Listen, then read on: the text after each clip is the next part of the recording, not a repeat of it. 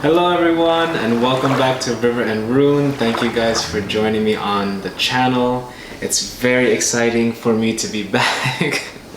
I'm actually very excited because I finished my new rune set. It took me a little while, but I had to cut and sand and make and all that fun stuff. So it was enjoyable, but it did take some time. So like I had mentioned in the previous video, I was going to take that time to make these new runes and I'm glad that I did. I'm very excited about them and I'm very excited to share them with you today, so we'll see what they have to say. I'm very excited. And of course, I don't have a new rune table yet. I have a feeling that I need to make a new one, which is going to be fun. For now, we'll use this big table that I have here. Alright everyone. So, before I start, I want to say thank you guys for coming back, hanging out with me, seeing what the runes had to say for this week ahead. And I'm pretty excited because there is a lot of energy coming up in the next couple of weeks, especially before the new year. We do have a great conjunction happening. I know many of you who do connect to astrology probably know that. But it's when Jupiter and Saturn are going to be in a way such that in the sky they look like they're overlapping each other, so they become this really brilliant star when it's actually two planets hanging out in the same location. But the combination of the energy of Jupiter and Saturn is going to be really enlivening for a lot of us, especially when it's going to be moving into Aquarius and all this powerful energy of humanitarianism, of a burst in creativity, of connecting to our sense of self, our sense of ourself in relationship to others and into our social practices and things. So it's going to be really fun. It's going to be very fun. I'm very excited. So there's a lot of energy coming in for us that's going to be very transformative that we can bring into the new year, that's going to suggest a lot of movement forward, a lot of creative fire coming up. So look forward to that if you've been feeling a little down with the winter blues, as they say. So let's see what the runes have to say for this week.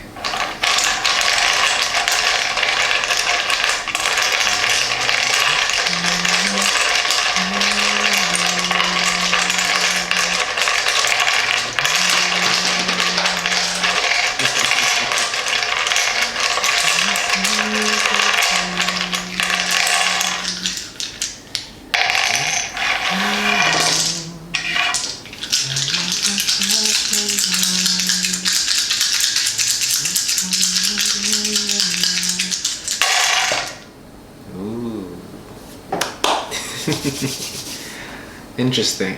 I'm having fun with this big table. I feel like I have a lot more room to play with. But we'll see what happens. So I find it interesting because we did have a rune jump out over there and it landed somewhere near my kitchen. But that rune is Ansu, so it fell upright, which I thought was very interesting. So a lot of us are going to be receiving messages this week, whether we're feeling inclined to get a reading from a good friend, or a reading from a tarot reader, or a rune caster like myself, or whoever else you connect with. Whatever that feeling is, maybe you'll feel the need to connect to someone in that way, to connect to your intuition, because as Ansu suggests, for those of you who do hang out on the channel, you guys know that Ansu represents the message, or represents a message from our intuition, from our higher self, from the gods, or the archetypes that you may connect, pray to, or whatever that may be for you. But Ansu's relating to this reading, seeing that it just flew out and hung out over there, for me feels like, especially for this week ahead, we're going to be receiving a lot of messages. So be on the lookout, have a dream journal next to you, give yourself some time to really tap in, see those synchronicities. If you start seeing certain numbers often, maybe 111 or 222, angelic numbers like this, specific sequences that are going to catch your eye, right? Because the universe relates to us. So whatever it is that we connect to, we're going to see in the universe. And that's how the archetypes connect with us. They connect with us using the signs that we can understand. So be aware for messages and deeper intuitions coming through this week. I'm curious. I'm very curious because it seems... I'm going to read it, as I know you guys know, we usually read going from the center rippling outward.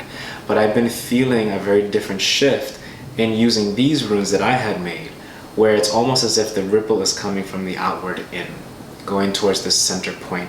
So moving from this being the past, going forward until we get towards the present and closer towards the future energies that may be waiting for us in the distance, right? Or at the center point, which I find very intriguing that they wanted that shifted. So we'll start on the outside and then we'll head inward. So hanging out over here, which I think is going to be really interesting. I'm really drawn to these two first. So we have Tiruas, which is the rune of success, of abundance, of overcoming specific obstacles, right? But it's right next to Fehu in Merkstaff, or Fehu in reverse. Now, the combination of these two runes are suggesting to me that many of us may have lost something. Perhaps we may have lost a friendship, we may have lost a connection, we may have lost something physical. Fehu is a lot about the physical relationship with the world around us, so perhaps we may have lost our wallet, our watch, something of importance to us, right? But whatever that may be, and I'm feeling very powerfully it's connected to friendships, or it's connected to a relationship, or it's connected perhaps to feelings that you may have had towards someone that all of a sudden have started to fade, whatever that may be. But this connection of this abundance and this physical prosperity that is lost and yet connected to this symbol of triumph, it feels to me that it's a blessing in disguise, right? Because oftentimes we may be connected to people, or connected to relationships, or connected to even specific things that we have around us, like possessions that we've held on to, or things or specific patterns in our daily life that we may have gripped onto to provide a sense of security or a sense of personal well-being, which may have been beneficial at first, but now no longer serves us. So whatever this loss is, and I'm really feeling for some of us, and for a lot of us, and for those of you who are watching the channel, that it was a loss of a friendship, or perhaps a loss of a physical connection with someone, whoever that may be. And that is actually a blessing in disguise, because from this loss, from this pain that comes from that, there is a lot of triumph. There is this sense of pulling yourself back together, putting yourself, and what I'm hearing is putting yourself on a pedestal, realizing that you're worth more than the situation at hand, that you deserve better things. And for some of us where the loss was not desired, or perhaps it was a loss that we didn't see coming, or whatever it may have been, it's going to lead to this greater understanding of our self-worth, of our self-joy, of our connection to that justice for ourselves in a lot of ways. I wouldn't be surprised if some of you had decided to leave behind even work, a workplace development or something like that, right? Fehu is about the physical, so it can be your physical workplace, friendships. It could be as simple as a wallet. You lost your wallet, you lost your keys, you lost your cell phone, or perhaps, I know for myself, I lost something physical, and it really took some time, but it brought me to a greater awareness of my sense of self, which is where that connection to Tiruas comes in. Then we have over here Ansus, but it fell on its side, a little bit towards the medic staff, so we'll talk about that. Because of course medic staff doesn't always mean a negative connotation, it just means there is a blackening of the staff, almost as if like it was charred, right? So a lot of that energy comes through, hence medic staff comes as a charred energy. Too much of a good thing, right? But Ansus in this reverse position, or in this teetering into the Merkstaff position, is suggesting alongside this thing that may have been lost, there is this really powerful vulnerability that comes with that. A vulnerability that came with the loss of that thing that we've experienced. And then moving forward into the week ahead, this vulnerability is going to be a powerful space where we probably will hear all of those messages from our intuition, from our guides, from our spirits, from the archetypes that walk with us, or the archetypes that we connect with, whatever that may be, because Ansus, when it's in Merkstaff or reversed, it does mean a vulnerability that may not always feel great, that may not always feel welcomed. But oftentimes that vulnerability creates a space for our heart to grow, where we no longer are encased by the armor of, how do I say this? The armor of the quotidian, the armor of the everyday, of the status quo, right? Something ruptured. And that kind of trauma creates this desire for growth, which I think is really beautiful. So look forward to the days ahead. I know it's going to be a little bit difficult for some of us, but this vulnerability is going to be a powerful place for connecting to your intuition, those thoughts, those understandings, whatever it may be, that's going to come up and blossom. And it's going to set fertile soil for the weeks to come ahead, and especially what's going to come ahead in the new year, which is going to be exciting. Then we have Thurisaz. Thurisaz also fell on its side, heading more so toward Merkstaff. So I wouldn't be surprised if this situation, and whatever the situation may be, is connected to some sort of betrayal that you may have experienced. Now, of course, the energies that we're talking about are moving from the outside, heading inward, right? So we're moving towards this present moment. We're moving closer towards the middle, right? As this new reading that I felt I had to implement. So we're learning together, right? Which is really fun. But this energy that moves towards the center point, right? Towards the locus of today, heading into the future, right?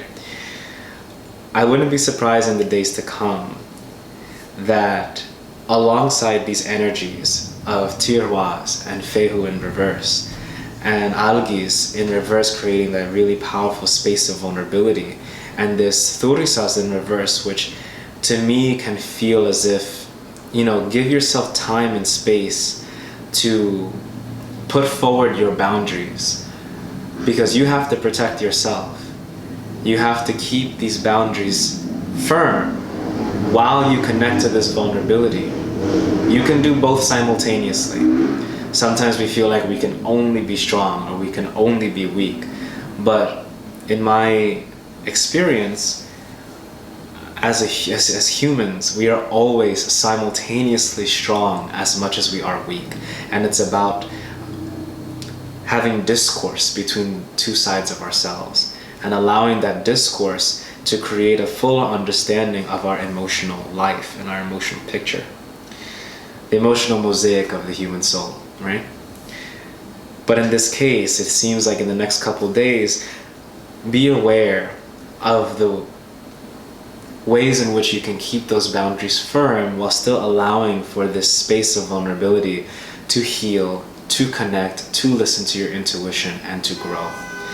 And I'm very excited because I feel that as you create this boundary, it's going to really bolster this Tiroirs. It's going to really bring up this sense of inner strength that we all have inside of us. So I wouldn't be surprised if over the weekend you will have some really enlightening experiences. And in the week ahead, please continue to be gentle with yourself as you heal from this situation that has come to pass, whatever it may have been. It's for some of us, like I said, as simple as losing a wallet. Okay, I'm back. Thank you for being patient with me. I had to switch the thing on the camera because it can't record for longer than 15 minutes, which I find very fun. But in any case, yeah, it could be as simple as losing your wallet. It could be as simple as losing your keys, or perhaps even, for example, you may have had a beautiful necklace that your mother gave you a long time ago, or someone important to you gave this to you and you lost it, right? And that kind of loss brings about all of the emotions that come with that, right? So for example, if I were to lose my grandmother's ring, right? And she had passed away a few years ago, but she's very dear to me and very dear and close to my heart. Losing that ring would represent this kind of physical loss that Fehu in Merkstaff represents. And it will bring up all of these emotions, the vulnerability of the loss, the connecting to one's inner strength, perhaps the feelings of frustration, or things that you could not have said to this person before they had passed, or all the things that, what I keep hearing is all the things that are left unsaid, right? So it could vary as to how this situation can play out. So it may not be, like I had mentioned earlier, that very specific situation of one of you, the viewers out there, losing a friend or losing this physical connection with someone, but it can manifest in many ways. So I hope that resonates for you guys. I'm glad to be back to the channel. Thank you all for joining me today and for taking the time out of your day to sit down, listen to my runes and my little chats and my interpretation of the things that are to come. So I am excited for you guys, because it does feel like, we also have Kenos hanging out over there, so it does feel like there's going to be a lot of beautiful energy coming from this vulnerability and coming from this deeper connection to the messages that we may hear outside of this situation and growing from it. So I'm very excited to see how that goes. Please comment below if this if this situation has happened to you or something of the sort. I would love to read about it in the comments. Put my little 2 cents, say hello.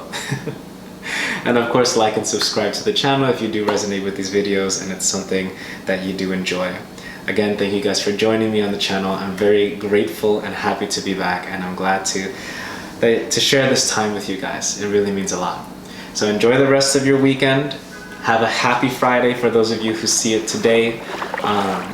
And I shall see you guys soon on River and Rune. Thank you guys. See you soon.